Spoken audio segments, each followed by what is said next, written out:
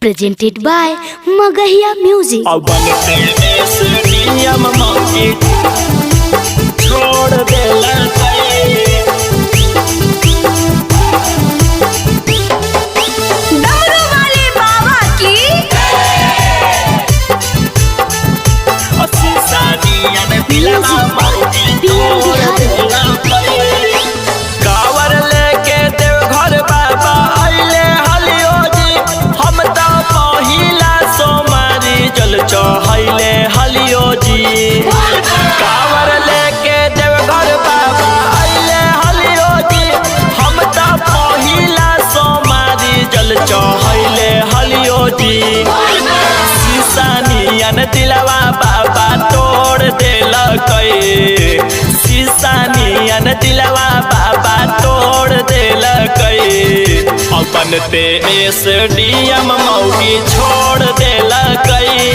और सब दिन खातिर मुहवा हमसे मोर लेलकै सीसानियन दिलवा मौगी तोड़ देलकै अपन एसडीएम मौगी छोड़ देलकै सब दिन खातिर मुहवा हमसे मोर लेलकै सीसानियन दिलवा मौगी तोड़ देलकै शादी करके लैलियै ना दिले ओकर दुखैलियै नूने रोटी खैलियै बाकी ओकरा पहैलियै शादी करके लैलियै ना दिले ओकर दुखैलियै नूने रोटी खैलियै बाकी ओकरा पहैलियै दूसरा साथे जाके रिश्ता जोड़ लेलकै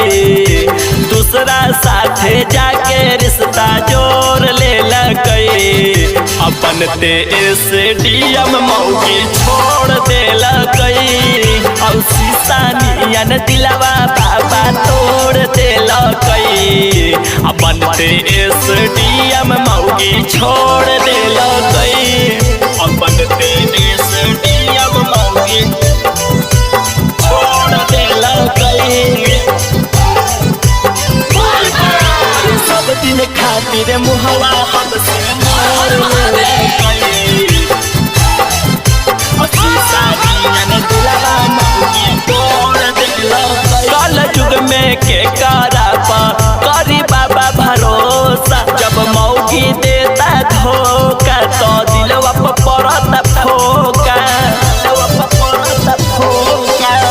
कल युग में के करापा करी बाबा भरोसा जब मौगी देता धोखा तो दिलवा पर पड़ता फोका छोटू बाबा के किस्मत उता फोड़ देलकै सुजीता बाबा के किस्मत उता फोड़ देलकै अपन एसडीएम मौगी छोड़ देलकै और सीसानियन दिलवा बाबा तोड़ देलकै अपन एसडीएम मौगी छोड़ देलकै।